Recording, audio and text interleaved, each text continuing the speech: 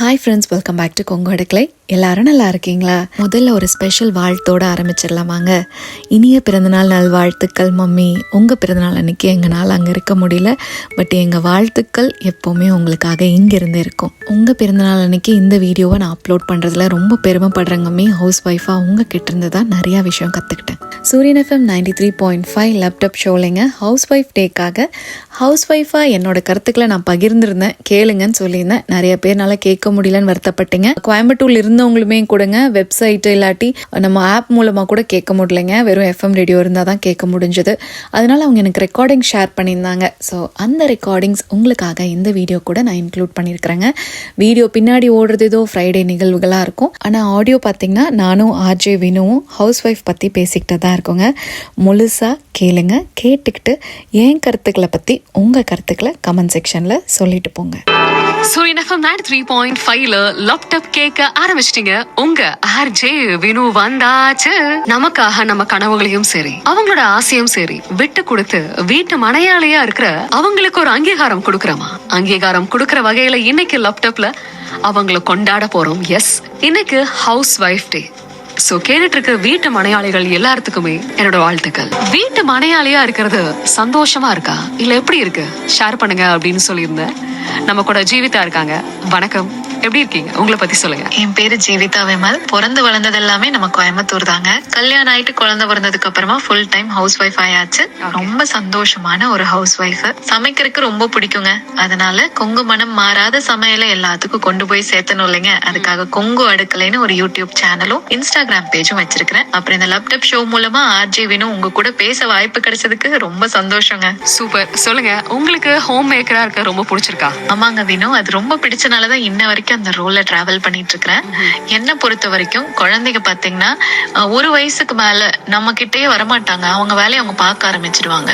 ஆனா ஒரு வயசுக்குள்ள வரைக்குங்க நம்மளை சுத்தி சுத்தியே வருவாங்க பாருங்களேன். அந்த டைம் பீரியட் எனக்கு மிஸ் பண்ண வேண்டாங்க. அவங்க கூடயே இருக்கணும், அவங்களுக்கு பிடிச்சதை செஞ்சு கொடுக்கணும். இதெல்லாம் தான் என்னோட ஆசை. சோ அதையெல்லாம் நான் திருப்தியா நல்லபடியா இப்ப பண்ணிட்டு இருக்கிறேங்க. ரொம்ப சந்தோஷமா இந்த ஹவுஸ் ஒய்ஃப் ரோல்ல எடுத்து நடத்திட்டு இருக்கேன்.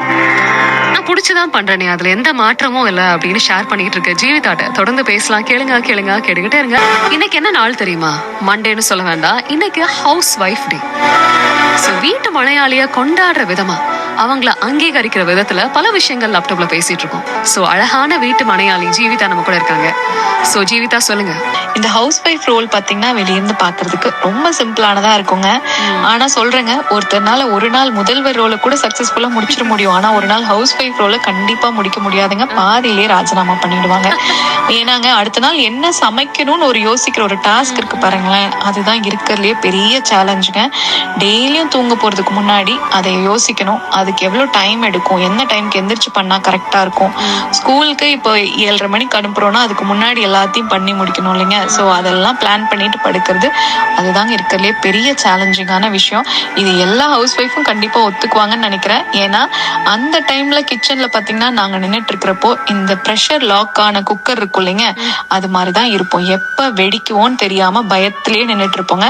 ஆனா அதையும் அசால்ட்டா தாங்க ஹேண்டில் பண்ணுவோம். ஆபீஸ்ல தான் டெட்லைன் டார்கெட்னு பார்த்தா வீட்டு மனையாளிக்கும் அந்த ஒரு ப்ரெஷர் இருந்துட்டு தான் இருக்குல்ல. வீட்டு மனையாளியா இருக்க ரொம்ப பிடிச்சிருக்கு, பிடிச்ச விஷயத்த பண்றதுக்கு ரொம்ப பெருமையா இருக்கு அப்படின்னு பகிர்ந்துட்டு இருக்காங்க ஜீவிதா. சொல்லுங்க. இல்லத்தரசிகள் எல்லாருமே நான் சொல்றது ஒத்துக்குவீங்கன்னு நினைக்கிறேங்க. நம்ம எல்லாருமே மனசளவுல ஸ்ட்ராங்கா இருப்போங்க. இது நான் ஏன் சொல்றேன்னாங்க, எங்க அம்மாவும் ஒரு ப்ரௌட் ஹவுஸ் ஒய்ஃப் தாங்க. நான் சின்ன பிள்ளையா இருந்தப்ப பாத்தீங்கன்னா எங்க அம்மா வீட்டுல வேலையெல்லாம் முடிச்சுட்டு ஜாலியா தான் இருக்காங்க. அப்பதான் வேலைக்கு போயிட்டு கஷ்டப்பட்டுட்டு வந்துட்டு இருக்காங்க அப்படின்னு தாங்க மைண்ட்ல இருந்தது. அப்ப இதுல நம்ம என்ன தெரிஞ்சுக்கணும்னாங்க, அந்த அளவுக்கு அவங்க ஸ்ட்ராங்கா அந்த ஹவுஸ் ஒய்ஃப் ரோல் எடுத்து ஹேண்டில் பண்ணிருக்கிறாங்க. அவங்க கஷ்டத்தை எங்கேயும் காட்டல, அவங்க ப்ரெஷரை நம்ம மேல காட்டல. நல்லபடியா நம்மளை வளர்த்தி இந்த அளவுக்கு கூட்டிட்டு வந்திருக்காங்க. அதை பத்தி என்னன்னு கூட நம்மளுக்கு புரிய வைக்காமங்க, இதனால உனக்கு புரியாம வளர்த்திட்டாங்க அப்படி இல்லைங்க. ஸோ நம்மளும் அதே தான் ஃபாலோ பண்ணணும்னு சொல்லிட்டு இப்போ என் குழந்தைங்க மேல அந்த டென்ஷன் ப்ரெஷர் எதையும் காட்டாம எங்க அம்மா எங்களை எப்படி வளர்த்தி இங்க கொண்டு விட்டாங்களோ அதே மாதிரிதான் எங்க குழந்தைகளையும் நாங்க இப்ப வளர்த்திட்டு இருக்கோங்க. ஸோ அவங்களும் இதே மாதிரி ஃபியூச்சர்ல நம்மளை பத்தி தானே பேசிட்டு இருப்பாங்க. ஸோ அதுல நம்மளுக்கு கொஞ்சம் பெருமை தானேங்க. ஸோ அதை நினைச்சுக்கோங்க. சரி, ஓகே. கேட்டுட்டு இருக்க வீட்டு மலையாளிகளுக்கு நீங்க என்ன சொல்லணும்னு நினைப்பீங்க? ஹோம் மேக்கர்ஸ்க்கு 2 விஷயம் சொல்லணும்னு தோணுதுங்க வினு. ஒண்ணு பாத்தீங்கன்னா பாத்தீங்கன்னா நம்மள நம்மளே அப்ரிஷியேட் பண்ணிக்கணும். கண்டிப்பா. யாராவது நம்மள டவுன் பண்ண ட்ரை பண்ணா கூட சிரிச்சிட்டு கடந்து போயிடுங்க. மனசுக்கு எதையும் எடுத்துட்டு போய்க்காதீங்க. நம்ம வேல்யூ நம்மளுக்கு தாங்க தெரியும். இன்னொரு முக்கியமான விஷயம் என்ன தெரியுமாங்க, ஹோம் மேக்கர்ஸா இருக்கவங்க எல்லாத்துக்குமே ஒரு பிரேக் வேணும் அப்படின்னு ஃபீல் பண்ணிருப்போம். ஸோ அப்ப என்ன பண்ணோம்னா அதை சீரியஸா எடுத்துக்கணுங்க. ஒரு லொகேஷன் சேஞ்ச் கண்டிப்பா கொடுக்கணும். அதுக்கு நாங்க என்ன பண்ணுவோம்னா எங்காவது அவுட்டிங் மாதிரி பிளான் பண்ணிக்குவோங்க. முடிஞ்சதுன்னா வீக்கெண்ட் வந்து பிளான் பண்ணி ஃபேமிலியோட வெளியே போயிட்டு வாங்க. முடியாதவங்க ஒன் டே அவுட்டிங் கூட பிளான் பண்ணலாம். இந்த கோவில், மால் அந்த மாதிரி போயிட்டு திருப்பி வந்தீங்கன்னா உங்களுக்கு அந்த ஃபீல் இருக்காது. ஆனா அதை சீரியஸா எடுத்து இந்த பிரேக்கை கண்டிப்பா எடுங்க. நமக்கான பிரேக்கை நம்ம எடுக்கிறோமா? வீட்டு மனையாளிகள் பத்தி அதிகமான விஷயம் பேசிட்டு இருக்கோம். ஏன்னா இன்னைக்கு ஹவுஸ் ஒய்ஃப் டே. சோ ஜீவிதா சொல்லுங்க, நீங்க அப்ப உங்க வேல்யூ உணர்ந்திருக்கீங்க? ஹவுஸ் ஒய்ஃபா இருக்கிறதுலே ஒரு நாளும் புது புது மெமரிஸ் உருவாகிட்டு தான் இருக்குதுங்க வினு. ஆனா எனக்கும் மறக்க முடியாத, மறக்கவே கூடாத ஒரு தருணம் இருக்கு. எனக்கு ஹவுஸ் ஒய்ஃபா என் வேல்யூவை உணர்த்தி இதனால பின்னாடி இப்படி கூட நடக்குதோன்னு யோசிக்க வச்ச தருணம் அது.